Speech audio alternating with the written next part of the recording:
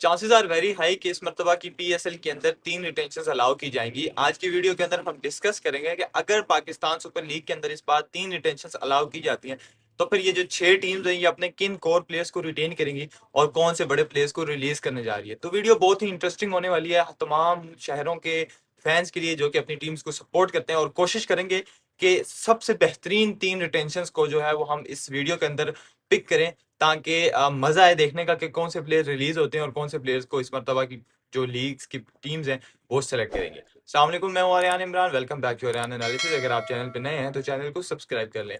Start करेंगे Pakistan super league की सबसे पहले सीजन की जो चैंपियन टीम थी इस्लामाबाद यूनाइटेड से। एज वी ऑल नो कि हर टीम के पास इस वक्त 5 से 6 कोर प्लेयर्स हैं और हर टीम ये चाहती है कि हम अपने कोर प्लेयर्स को ना जाने, लेकिन रिटेंशन का मतलब यही होता है कि क्रिस्प लाया जाए पीएसएल के अंदर। कम से कम रिटेंशन होंगी तो ऑब्वियस सी बात है कि ज्यादा प्लेयर्स शफल होंगे, और जब प्लेयर्स शफल होंगे तो फिर पाकिस्तान सुपर लीग या किसी भी लीग की जो वैल्यू होती है वो बढ़ जाती है, फैंस का इंटरेस्ट बढ़ जाता है। इस्लामाबाद यूनाइटेड की अगर बात करें तो इस वक्त इस्लामाबाद यूनाइटेड के पास ऐसे प्लेयर्स हैं जिनको वो आई डोंट थिंक के खोना चाहेंगे, जिनमें नसीम शाह, इमाद वसीम, शादाब खान खुद, सलमान अली आगा खुद वाइस कप्तान भी हैं, पाकिस्तान टीम के कप्तान है शादाब, टीम के वाइस कैप्टन है और पीएसएल में इस्लामाबाद यूनाइटेड के कप्तान है। फिर ऊपर से साहिबजादा फरहान, तो 6 से 7 कोर प्लेयर्स हैं इस मरतबा इस्लामाबाद यूनाइटेड के पास। लेकिन प्रॉब्लम इज दैट कि अगर 3 रिटेंशन होती है तो फिर किन 3 प्लेयर्स को इस्लामाबाद यूनाइटेड को रिटेन करना चाहिए। आई थिंक सबसे पहला नाम जो कि इस्लामाबाद यूनाइटेड आंखें बंद करके इस रिटेंशन में लिस्ट के अंदर जो सेलेक्ट करेंगे वो है शादाब खान। ऑब्वियस सी बात है, शादाब खान को अगर इस्लामाबाद यूनाइटेड ये कहती है कि हमने जनरेट किया तो इसमें कोई गलत किया कोई दो राय नहीं होगी। उन्होंने उसके ऊपर इन्वेस्ट किया, उसको कप्तान बनाया है और शादाब खान उनकी long term strategy, long term planning के अंदर है। तो जो मर्जी हो जाए वो शादाब खान को नहीं जाने देंगे और उनकी जो पहली पिक होगी वो शादाब खान ही होगी। और दूसरी और तीसरी पिक के ऊपर अगर मैं देखूं अगर मैं टीम सेलेक्ट कर रहा हूँ या मैंने रिटेन करने हैं तो हम उन्हीं प्लेयर्स को रिटेन करेंगे जो कि लॉन्ग टर्म में टीम को फायदा दे सकते हैं और आने वाले वक्त में आपकी कोर बन सकते हैं। तो दूसरे नंबर के ऊपर आई थिंक के मोहम्मद नवाज, एक जिस तरह की परफॉर्मेंसेस टीम के अंदर आने के बाद उनकी है, match winning performances with the ball with the bat दे रहे हैं। आई थिंक कि अगर रिटेन करने की बात की जाए तो दूसरे नंबर पे आपको मोहम्मद नवाज को रिटेन करना चाहिए एज अ इस्लामाबादियन फैन भी। और एक जो उनके ऑनर है उनकी का ये फर्ज बनता है कि अगर वो अपनी अच्छी से अच्छी टीम बनाना चाहते हैं या अच्छा कॉम्बिनेशन चाहते हैं तो उसके अंदर मोहम्मद नवाज का होना बहुत ज्यादा मैटर करेगा। एक ऑलराउंडर है, विद द बॉल भी परफॉर्म करते हैं, विद द बैट भी परफॉर्म करते हैं और आपके लिए अच्छी फील्डिंग भी कर सकते हैं। तीसरी retention, the most difficult retention for Islamabad United will be in between Salman Ali Agha. मे भी सलमान अली आगा इस बार जो दो नई टीम्स आ रही है उनमें से किसी की कप्तानी करते हुए नजर आए। जो अंडर द टेबल क्या टॉक चल रही है या क्या बातें चल रही है उसके हवाले से तो हमें कोई भी आइडिया नहीं है। लेकिन अगर सलमान अली आगा को निकाल भी दिया जाए फिर भी दो ऐसे प्लेयर्स हैं जिनके ऊपर बात हो सकती है, और वो दो ऐसे प्लेयर्स कौन है? वो है Naseem Shah, Sahibzada Farhan. Sahibzada Farhan is a guy who has performed in domestic cricket, score a lot of runs with a high strike rate and big sixes. And after that, Pakistan super league के अंदर Islamabad United ने उनको आखिरी time पर जाके choose किया और उन्होंने बेस्ट परफॉर्मेंसेस दी इस्लामाबाद यूनाइटेड के लिए।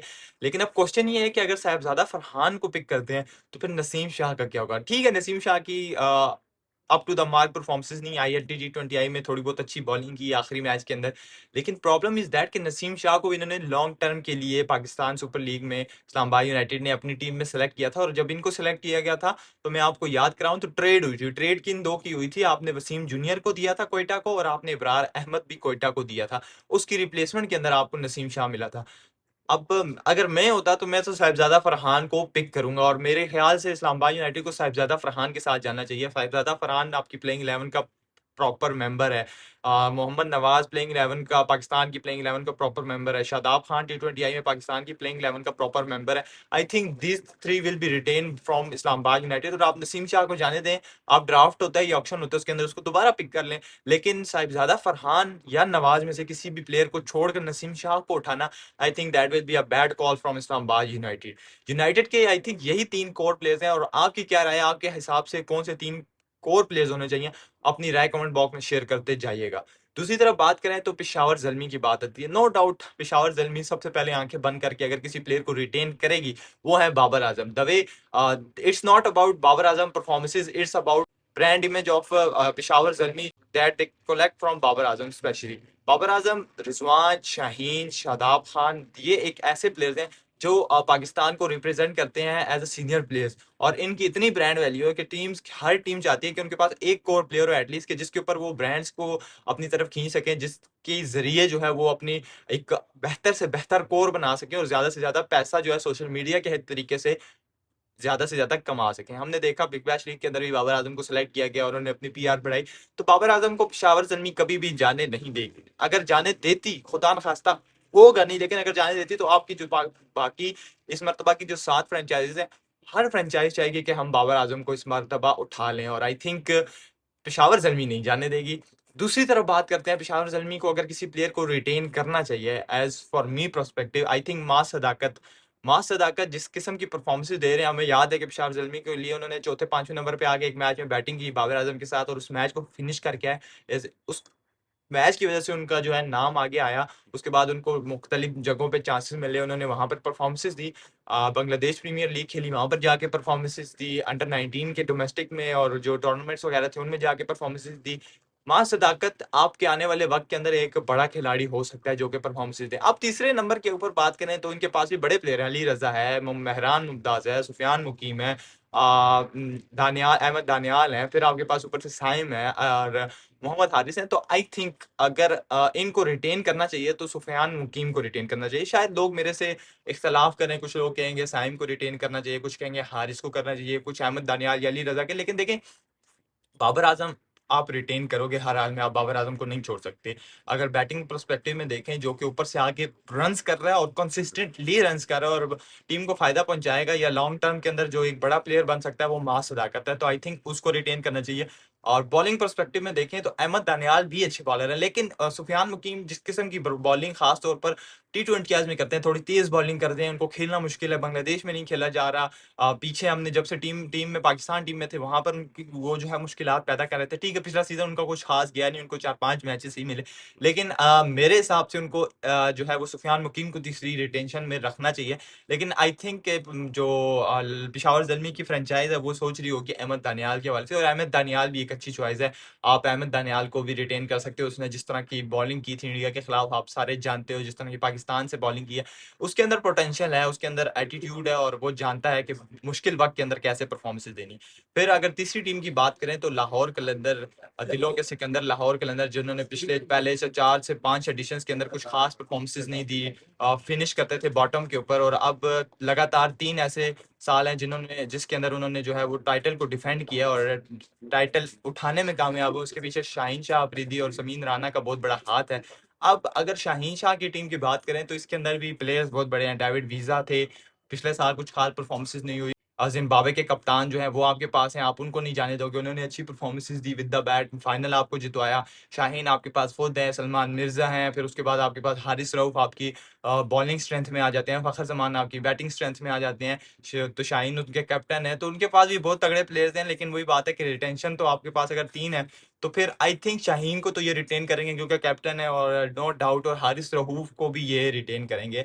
हारिस रऊफ को भी लाहौर कलंदर वाले आसानी से जाने नहीं देंगे। रीजन इज दैट कि हारिस रऊफ लाहौर कलंदर की प्रोडक्ट है, और वो डंके की चोट पे ये कह सकते हैं कि हारिस रऊफ पाकिस्तान को हमने दिया था। और ठीक है, performances up to the mark नहीं होती, वीकनेसेस रहती हैं हर प्लेयर के अंदर कहीं ना कहीं, लेकिन उनको इम्प्रूव करना चाहिए।